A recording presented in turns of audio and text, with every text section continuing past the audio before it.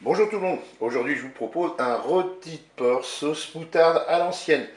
Alors pour cette recette ici j'ai un rôti de porc qui fait 800 grammes. Là j'ai 30 grammes de beurre, une cuillère à soupe de maïzena diluée dans de l'eau, 2 cuillères à soupe de moutarde à l'ancienne, un oignon coupé en morceaux, 2 cuillères à soupe de crème fraîche, du sel et du poivre.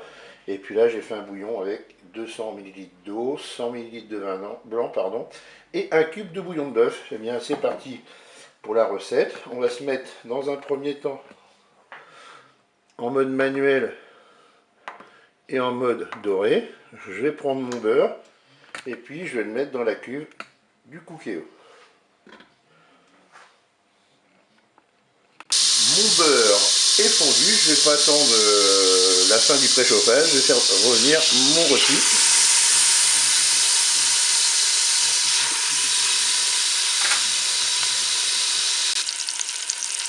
Je vais ajouter mes oignons.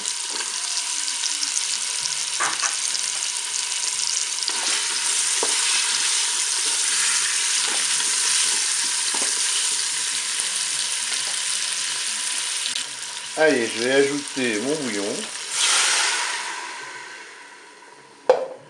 Je vais poivrer. Pour le sel, je rectifierai au moment de déguster. Et maintenant, je vais pouvoir programmer une cuisson. J'arrête la fonction dorée. Je mets en cuisson sous pression ou cuisson rapide. Et là, sans aucune hésitation, je vais mettre 40 minutes de cuisson pour avoir une viande bien tendre. Je fais OK, avec un départ immédiat. Eh bien, je vous dis à tout à l'heure pour la suite de la recette. Le temps de cuisson est écoulé, maintenant qu'elles sont à faire, on va passer en mode doré. On repasse en mode manuel, en mode doré.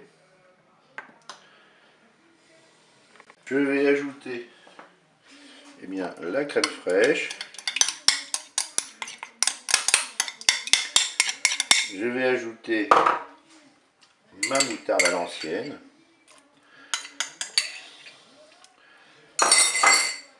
On mélange tout ça.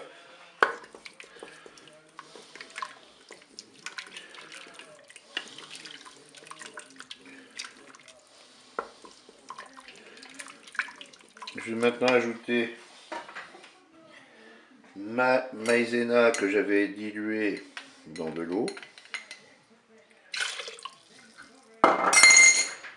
Et on va faire épaissir notre sauce. Ma sauce est épaissie, moi ça me convient, mais on peut faire plus épais. Alors ce que je vais faire, eh bien, je vais rajouter quand même si moi ça me convenait, pour montrer qu'on peut épaissir encore plus. Je rajoute une cuillère à soupe de maïzena diluée dans de l'eau. Voilà, on mélange tout ça. Et on laisse épaissir tranquillement.